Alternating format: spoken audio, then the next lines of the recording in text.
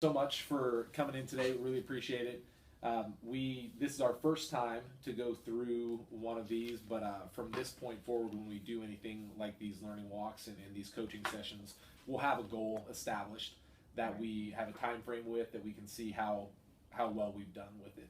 So um, yesterday started out in the class, and you guys were working on a compare and contrast. What was your purpose for the bell work that you had when I was there in the class?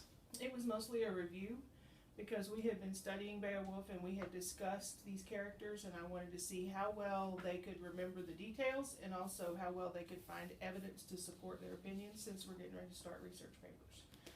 Okay, excellent. And the research paper that you guys are going to be working on ties into your objective yesterday. How? Yes, because they're going to have to find evidence of a particular person that they chose and how that person exhibited hero traits, and so they're going to have to find that information in that person's life and document that with citations. Okay, excellent. So how do you think the students did with their compare and contrast of Grendel and his mother yesterday? I think they did well. We had previously discussed some of these issues, so it was sort of front-loaded to a certain extent. Okay. But I was very pleased that they were diligent about finding that evidence, and that they weren't just sort of whining about this is too hard or something. They were actually working hard to find the lines that supported their arguments. Well, and that was good. And the one thing that I did notice, I put it down on my noticings. All of your students were engaged in the bell work activity. Right. They were all had their textbooks out, and you were walking around helping them out, trying to find out where some of that information was that supported their side of the argument. Did you have anybody who chose Grendel's mother instead of Grendel? Not in that class period.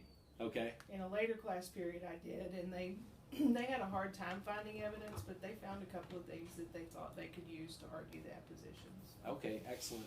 Now I did have one of the questions that I had about it was there a reason why the bell work was, you gave them a full 15 minutes to do the bell work?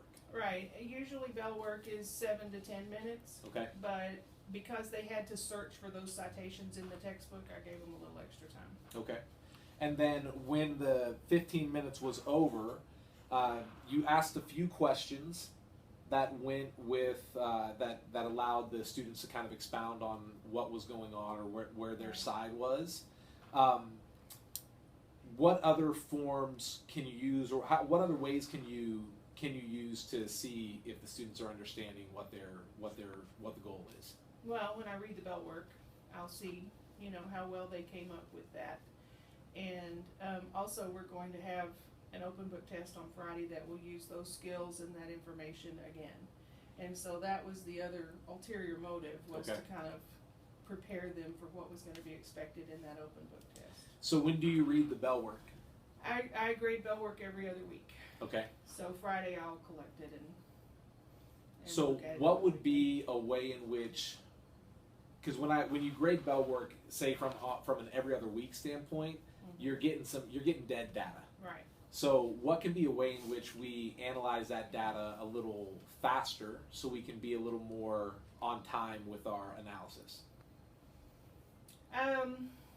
Well, when I have something that I think is particularly timely, I do sometimes flip through them, not to grade them, but just to get a sense of what they've done. Sure. Or if I think something is not sticking, I'll go through and do that. And sometimes if I think it hasn't stuck, I'll do a whole lot more extensive discussion at the Okay. end of the bell work time. Some days it's obvious they, Went straight by. it's not sticking. So, sometimes I'll even start when I say, okay, here's your bell work assignment, and they look at me like, cow at a new gate. Sure. I kind of, okay, let's think about what this might mean, and sort of front load it a little bit too. Okay. So So the work that the kids were doing for the first 15 minutes, individual work, and just them interacting with the text by themselves.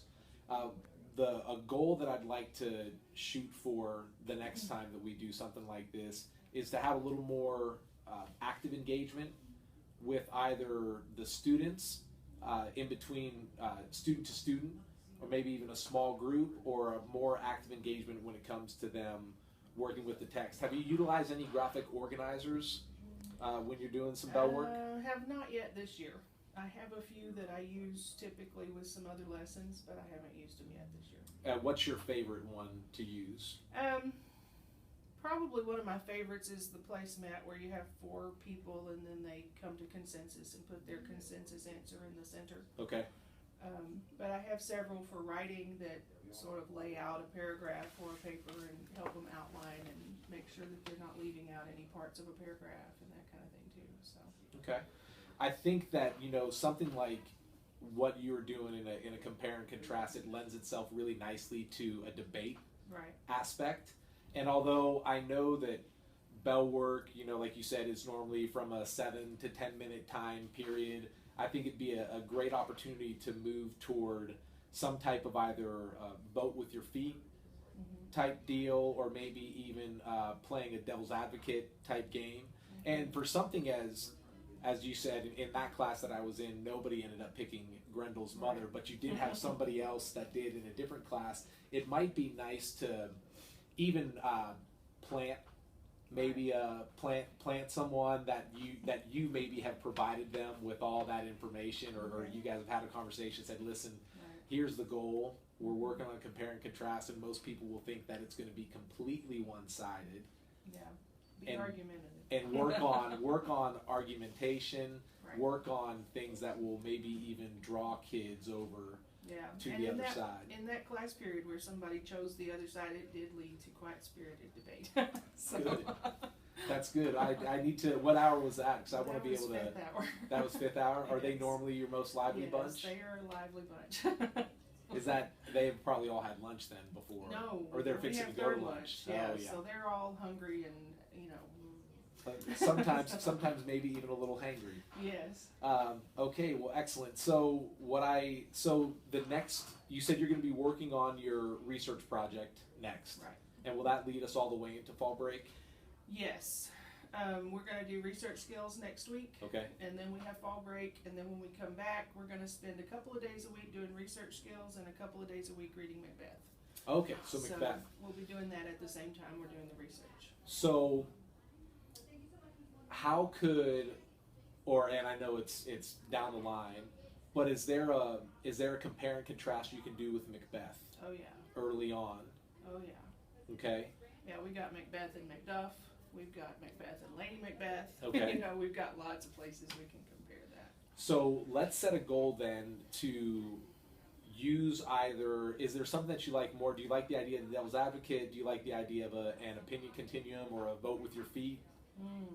Engagement activity? Well, probably the devil's advocate thing, but we'll think about that. Okay.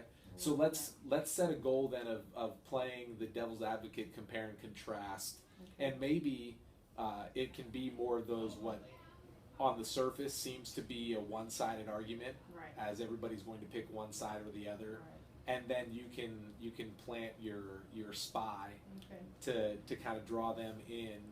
Okay. Will that be early in Act 1, or will that be? It'll probably be long about the middle of the play, more like. Okay. Because we've got to get to know Set Macbeth the a little characters. better. Okay. And middle of the play should be by the end of. I mean, It'll probably be like the second week after fall break. Okay. So in the middle in the first week, that's that first full week of November. Okay. All right. So let's set something then for. So it's October 31 through November 3, 4. I don't know, whatever. Yeah. Through November 4th, and once you have a little more concrete schedule, let's set a time for me to come back in, and maybe that can even be for that, or I definitely want to see that compare and contrast argument. Yeah. With the devil's advocate. Okay. How do you think that yesterday went altogether? I thought overall it was a good day. You know, there's always room for improvement. Right. Overall, I think they were doing what I asked them to do, and they pretty much got it. So. And you know what, in being new to Oklahoma City Public and being new here to Capitol Hill, one of the things we're trying to move toward, not that we don't enjoy compliance, we like to see compliance, but we want to see a shift from that passive engagement of our kids who, you know, they come to school and they do what you tell them to because that's what you told them to do, and moving more towards, we always want that compliance aspect, but we want to see more active engagement of our students and them taking a little bit of ownership in their education. I know that next Tuesday during the faculty meeting, we're going to be presenting about choice boards and giving kids more options to their own education, and having different levels of activities that need to be done, and how, you know, it could be a compare and contrast Grendel and his mother. It could be a compare and contrast Beowulf or the anti-hero and the hero and those types of things. But, you know, something that in a classroom you walk in and there could be people who are accelerated learners who are already through, you know, step one and have gone on to step two, while some people still haven't done step one. Everyone's still in the same time period. Right. But they're taking a little more ownership in their own thing, and they got to get to the certain number of set points depending on the value of each thing that's out there. I had this discussion yesterday with a couple of girls because I gave them their research paper sort of deadline list. Right. You know, this is what you need to accomplish by this date. And a couple of my girls are pregnant, and they're not going to be here in December. Sure. And so I said, look, you just need to take this and accelerate it. Right. You know, you just need to look at these deadlines and suggestions and move forward quicker. Yeah.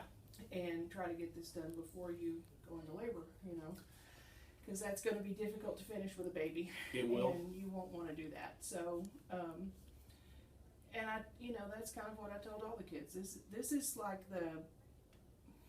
you got to get it done by now to be able to finish, but you can certainly do anything earlier. You can certainly move ahead faster. Right. I'm hoping some of them will. A bunch of them have already given me their topic choice, which is not due till next week, so that's good. That's nice. Good. I mean, we want those, continue to push that forward thinking for our kids, and sometimes they only see to Friday. Right. They don't see they to... also think they can't possibly complete a research paper by the end of December. So, you know, I'm trying to convince them that yes, you can. I promise you, you can succeed at this. So. All right, excellent. Well, thank you so much for